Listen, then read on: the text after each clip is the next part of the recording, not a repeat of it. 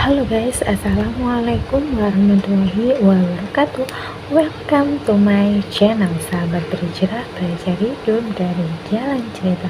Seperti biasa, kita buka dan tonton dulu jalan-jalan ke Surabaya. Jangan lupa beli serabi abu. Jumpa lagi dengan Anda Daulika. Terima kasih sudah melihat di channel aku. Kali ini kita akan bahas salah satu kerajaan Islam terbesar di Pulau Jawa dan pertama kali ada di Pulau Jawa. Kerajaan apakah itu? So, nggak usah berlama-lama, happy watching. Yaps, Kerajaan Demak. Kerajaan Demak ini berdiri sekitar abad ke-15 Masehi yang didirikan oleh Raden Patah yang merupakan keturunan langsung dari dinasti Kerajaan Majapahit. Demak sendiri itu bermula dari sebuah pemukiman yang bernama Bintoro. Pemukiman ini itu berasal dari hutan yang dibuka oleh Raden Patah setelah ia berguru kepada Sunan Ampel. Di hutan tersebut itu juga terdapat rumput gelaga yang baunya wangi. Oleh karena itu, tempat ini dikenal sebagai Gelagah Wangi. Lalu kenapa namanya Demak? Jadi ada makna menurut beberapa pendapat tentang makna Demak itu sendiri. Menurut Pembacarakan, Demak ini berasal kata dari Delemak yang berarti rawa. Sedangkan menurut Hamka, Demak ini berasal dari kata Dimak yang berarti mata air. Sedangkan menurut sejarawan Sucipto Wiryosuparto, Demak ini berasal dari bahasa Kawi yang memiliki arti hadiah atau pusaka. Demak yang merupakan kerajaan Islam pertama di Pulau Jawa ini memiliki pengaruh dan peran yang sangat besar sekali dalam penyebaran agama Islam di Pulau Jawa. Demak berhasil menguasai beberapa pelabuhan yang ada di Pulau Jawa, salah satunya yaitu Pelabuhan Sunda Kelapa yang saat itu di bawah kekuasaan Kerajaan Sunda. Pada tahun 1527, pasukan Demak dan Cirebon di bawah pimpinan Fathahillah ini melakukan serangan ke Sunda Kelapa untuk menyerang Portugal di Sunda.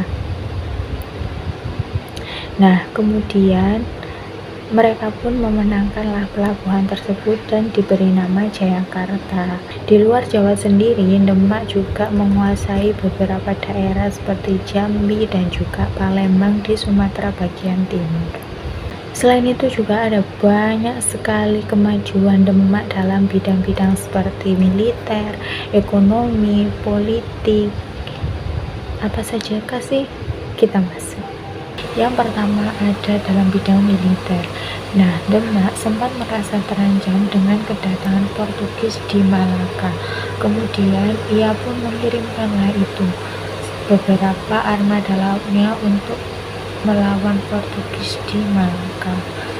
Tak hanya itu, pada masa kepemimpinan Sultan Trenggono pada tahun 1527, Demak juga berhasil menguasai beberapa daerah di Pulau Jawa seperti Tuban dan juga Sunda Kelapa.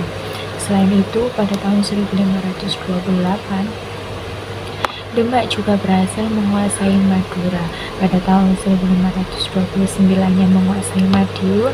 Pada tahun 1527 sampai 1529 Surabaya dan Pasuruan.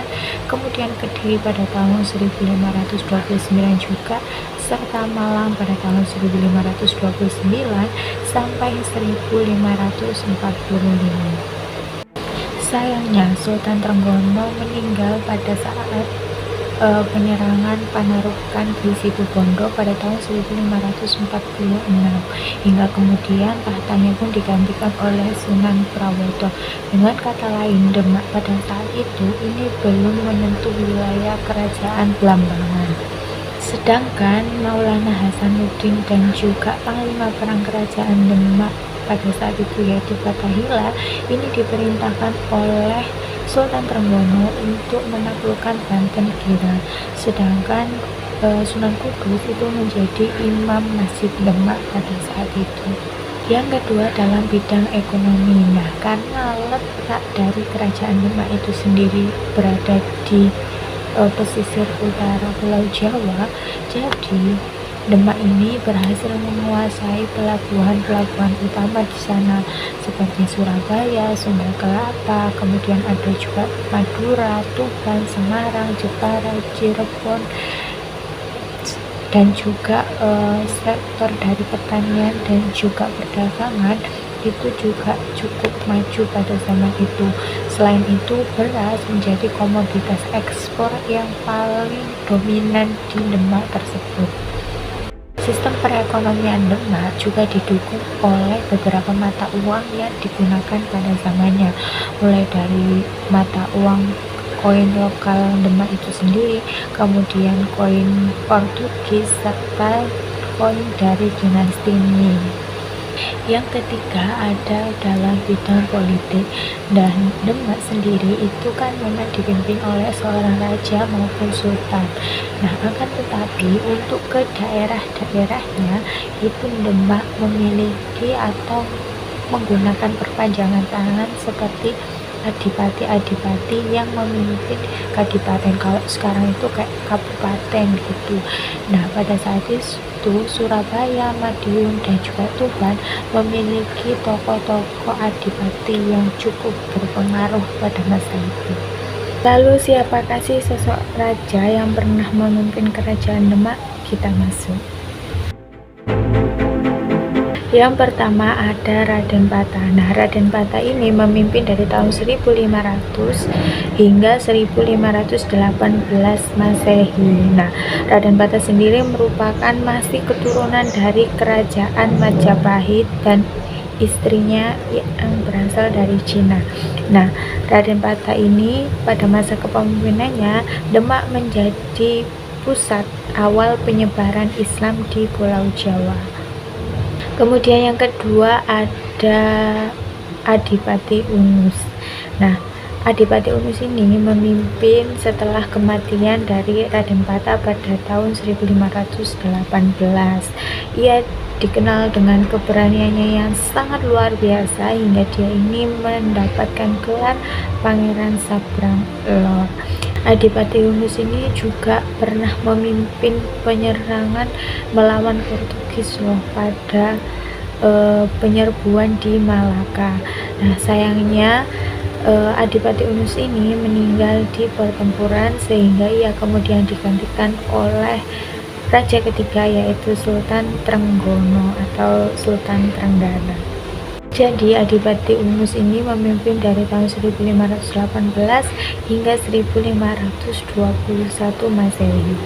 Kemudian yang ketiga ada Sultan Trenggono. Nah, Sultan Trenggono ini menggantikan Adipati Unus sebagai raja, dan disinilah Demak mencapai puncak kejayaannya pada raja ketiga tersebut. Nah, pada masa Sultan Trenggono ini, tepatnya pada tahun 1527, pasukan Islam gabungan dari Demak dan Cirebon ini bersatu dan berhasil mengusir Portugis dari Malaka.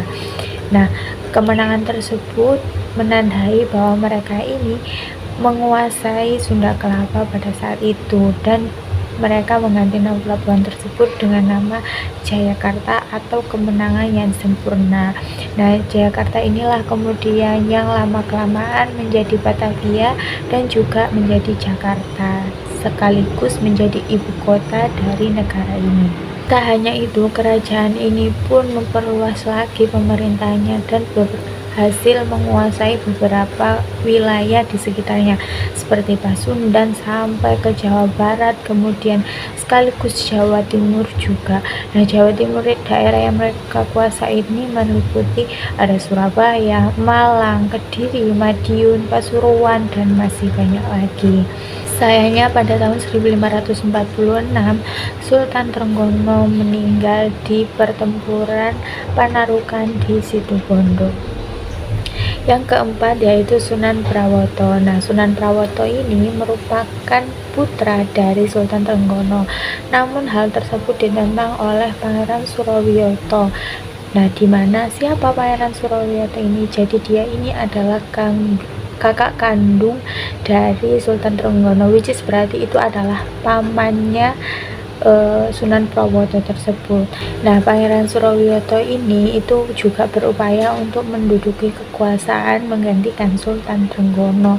Akan tetapi Sunan Prawoto itu justru di sini membunuh siapa Pangeran Surowiyoto tersebut. Hal itulah yang menyebabkan dukungan terhadap Sunan Prawoto ini menurun, sehingga dia ini hanya menjabat Demak kurang lebih hanya setahun saja sampai tahun 1547 Masehi. Hal ini karena ia tewas dibunuh oleh Arya Panangsang yang merupakan putra dari Pangeran Surowiyoto. Yang kelima ada Arya Panangsang. Arya Panangsang menduduki tahta kerajaan Demak setelah ia berhasil membunuh Sunan Prawoto. Ia juga membunuh Pangeran Hadiri yang merupakan suami dari Ratu Kalinyamat, yang merupakan suami dari putri dari Sultan Trenggono, which is dia ini berarti menantunya Sultan Trenggono. Hal tersebut tentu membuat Kalinyamat dan juga iparnya, yaitu yang merupakan suami dari Ratu Mas Cempaka yang merupakan putri dari Sultan Trenggono, berarti itu iparnya Pangeran Hadiri, yaitu yang bernama Pangeran Hadiwijaya atau Joko Tingkir, itu tidak terima dan ia pun membunuh Arya Panangsang. Nah, setelah ia mengalahkan Arya Panangsang, ia kemudian resmi memindahkan kekuasaan Demak tersebut ke Pajang. Dengan begitu berakhirlah pemerintahan kerajaan Demak tersebut. Meskipun berakhir dengan perang saudara, ada beberapa peninggalan kerajaan Demak yang bersejarah hingga saat ini. Yang pertama ada Pintu Bledek. Pintu Bledek ini merupakan sebuah pintu yang terdiri dari pahatan yang dibuat oleh Ki Ageng Selo pada tahun 1466. Nah, menurut dari sumber yang aku baca, pintu ini dibuat oleh Ki Ageng Selo itu menggunakan kekuatan supranaturalnya dengan kilat atau petir yang menyambar di tengah sawah saat itu. Yang kedua ada Masjid Agung Demak. Nah, Masjid Agung Demak inilah yang didirikan pada tahun 1478 sampai 1479 oleh Wali Songo. Masjid ini terletak di Desa Kauman, Kecamatan Demak Kota, Kabupaten Demak Kota, Jawa Tengah. Masjid inilah yang menjadi tempat berkumpulnya para Wali Songo saat itu untuk menyebarkan agama Islam di Pulau Jawa. Itu berarti masjid ini berdiri kurang lebih 6 abad yang lalu. Hingga saat ini masjid tersebut masih kokoh karena terus dilakukan renovasi secara berkala. Yang ketiga ada makam dari Sunan Kalijaga. Nah, Sunan Kalijaga merupakan salah satu dari Wali Songo yang menyebarkan Islam di Pulau Jawa juga. Dia wafat pada tahun 1520 dan dimakamkan di Desa Kadilangu. Sampai saat ini makamnya menjadi situs bersejarah dan sering dikunjungi oleh para peziarah. Nah, selanjutnya ada suku Tatal, Beduk, dan juga Kentongan yang terdapat di Masjid Demak. Benda-benda tersebut itu juga dibuat oleh para Wali Songo, dan suku Tatal sendiri itu merupakan 4 tiang yang berada di dalam Masjid Demak. Yang kelima ada Dampar Kencana. Nah, Dampar Kencana ini merupakan singgasana raja ataupun sultan. Nah, ini merupakan pemberian dari Prabu Brawijaya V Raden Kertabumi yang diberikan kepada Raden Patah sebagai hadiah saat ia ini dinobatkan sebagai Sultan pertama Kerajaan Demak. Sekarang Dampar Kencana ini itu dibuat sebagai mimbar. Selanjutnya ada piring campa. Piring ini berjumlah 60 lebihan. Ini pemberian dari ibu Raden Patah, yaitu Putri Campa. Yang ketujuh ada situs kolam wudhu atau pawastren. Nah, ini biasanya digunakan wudhu untuk para jamaah putri yang dihiasi oleh dinding-dinding ukiran yang indah berupa motif Majapahitan yang diberi nama Maksurah. Yang terakhir ada makam Raja-Raja Demak. Nah, makam ini itu masih satu komplek dengan Masjid Raya Demak yang letaknya di sebelah barat laut Masjid Demak. Nah, di antara raja yang dimakamkan di komplek tersebut itu ada Raden Patah, kemudian ada Raden Patiunus dan juga Dewi Murtosimah yang merupakan istri dari Raden Patah. Yaps, itu tadi teman-teman sedikit sejarah mengenai Kerajaan Demak, sebuah kerajaan Islam pertama di Pulau Jawa dan mencapai puncak-puncak kejayaannya di masa tersebut. Semoga bisa bermanfaat untuk kita semua. Terima kasih buat yang sudah nonton dari awal hingga akhir. Mohon maaf bila ada kekurangan, jangan lupa like, comment, dan subscribe-nya. Wassalamualaikum warahmatullahi wabarakatuh. Bye.